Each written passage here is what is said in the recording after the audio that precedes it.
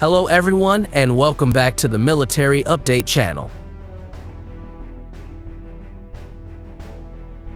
America is building a new weapon of mass destruction, a nuclear missile the length of a bowling lane. It will be able to travel some 6,000 miles, carrying a warhead more than 20 times more powerful than the atomic bomb dropped on Hiroshima. It will be able to kill hundreds of thousands of people in a single shot.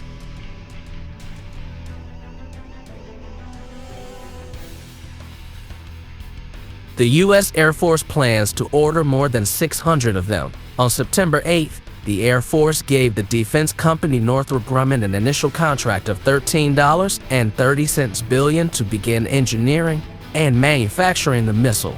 But that will be just a fraction of the total bill. Based on a Pentagon report cited by the Arms Control Association and Bloomberg News, the government will spend roughly $100 billion to build the weapon, which will be ready to use around 2029.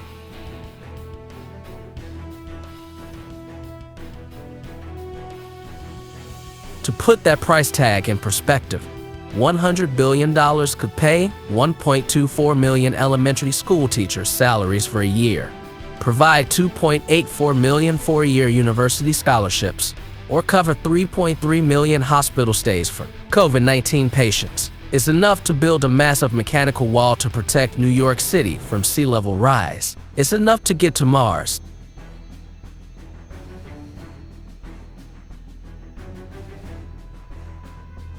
One day soon, the Air Force will christen this new war machine with its popular name, likely some word that projects goodness and strength, in keeping with past nuclear missiles like the Atlas, Titan, and Peacekeeper. For now, though, the missile goes by the inglorious acronym GBSD. For Ground-Based Strategic Deterrent, the GBSD is designed to replace the existing fleet of Minuteman III missiles. Both are intercontinental ballistic missiles, or ICBMs. Like its predecessors, the GBSD fleet will be lodged in underground silos, widely scattered in three groups known as wings, across 5 states. The official purpose of American ICBMs goes beyond responding to nuclear assault. They are also intended to deter such attacks and serve as targets in case there is one.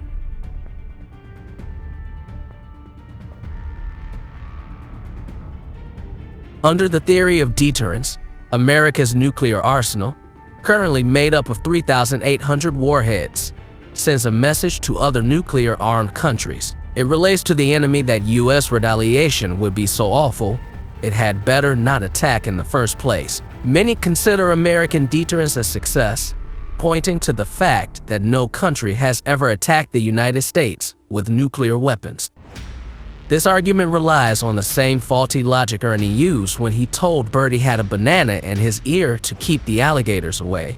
The absence of alligators doesn't prove the banana worked. Likewise, the absence of a nuclear attack on the United States doesn't prove that 3,800 warheads are essential to deterrence. And for practical purposes, after the first few, they quickly grow redundant. Once you've dropped a couple of nuclear bombs on a city, if you drop a couple more, all you do is make the rubble shake, said Air Force Maj. General Ret.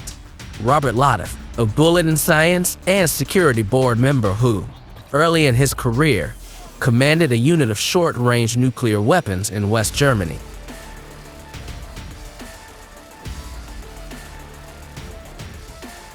Deterrence is the main argument for having a nuclear arsenal at all, but America's land-based missiles have another strategic purpose all their own. Housed in permanent silos spread across America's high plains, they are intended to draw fire to the region in the event of a nuclear war, forcing Russia to use up a lot of atomic ammunition on a sparsely populated area. If that happened, and all 3 wings were destroyed, the attack would still kill more than 10 million people and turn the area into a charred wasteland, unfarmable and uninhabitable for centuries to come.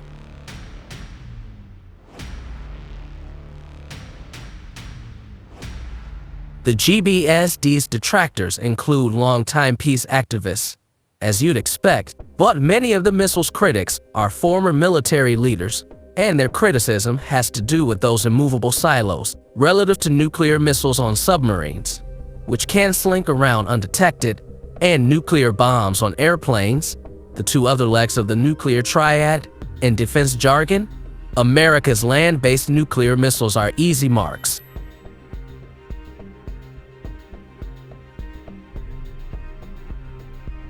Because they are so exposed, they pose another risk. To avoid being destroyed and rendered useless, their silos provide no real protection against a direct Russian nuclear strike. They would be launched on warning, that is, as soon as the Pentagon got wind of an incoming nuclear attack, but the computer systems that warn of such incoming fire may be vulnerable to hacking and false alarms. During the Cold War, military computer glitches in both the United States and Russia caused numerous close calls, and since then, cyber threats have become an increasing concern. An investigation ordered by the Obama administration in 2010 found that the Minuteman missiles were vulnerable to a potentially crippling cyber attack because an error could have disastrous consequences. James Mattis, the former Marine Corps general who would go on to become the 26th U.S. Secretary of Defense, testified to the Senate Armed Services Committee in 2015 that getting rid of America's land-based nuclear missiles would reduce the false alarm danger. Whereas a bomber can be turned around even on approach to its target, a nuclear missile launched by mistake can't be recalled.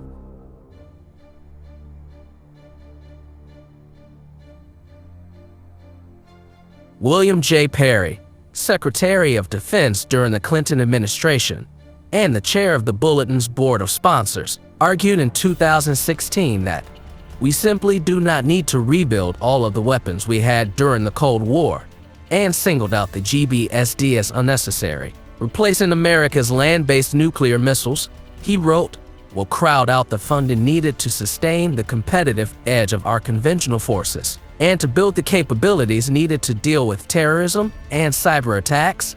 Russia has about 4,300 nuclear warheads, the only arsenal on par with America's, and is also trading up for new weapons. Yet as Perry pointed out, if Russia decides to build more than it needs, it is their economy that will be destroyed. Just as it was during the Cold War, China, a bigger long-term threat to the United States than Russia, in the eyes of many national security analyses, seems to understand that excessive spending on nuclear weapons would be self-sabotage. Even if, as the Pentagon expects, Beijing doubles the number of nuclear warheads in its arsenal, now estimated at less than 300, it will still have far fewer than either the United States or Russia.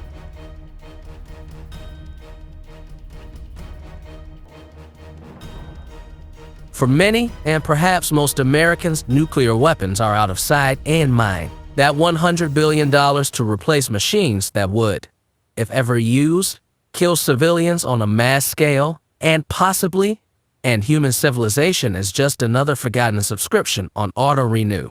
But those who do think about the GBSD mostly don't want it. In a survey of registered voters conducted in October 2020 by the Federation of American Scientists, 60% said they would prefer other alternatives to the new missile, ranging from refurbishing the Minutemen to scrapping nuclear weapons altogether. Those results echo a 2019 voter survey conducted by the Program for Public Consultation at the University of Maryland that asked if the government should phase out its fleet of land-based nuclear missiles. 61% of respondents, 53% of Republicans, and 69% of Democrats said yes.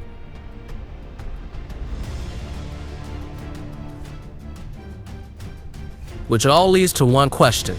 Given the expense, doubtful strategic purpose, and lack of popularity, why is Washington spending so much to replace the Minuteman III? The answers stretch from the Utah desert to Montana wheat fields to the halls of Congress. They span presidential administrations and political parties. They come from airmen and farmers and senators and CEOs.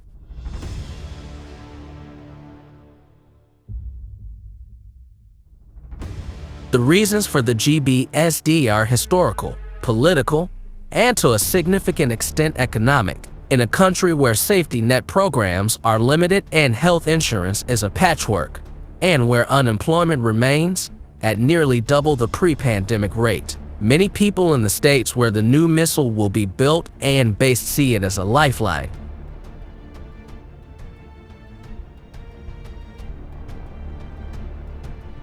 Their elected officials take campaign donations from defense companies, to be sure, but are also trying to deliver jobs in a political environment that has been hostile to government spending on anything but defense. Defense is the safety net where other options are few.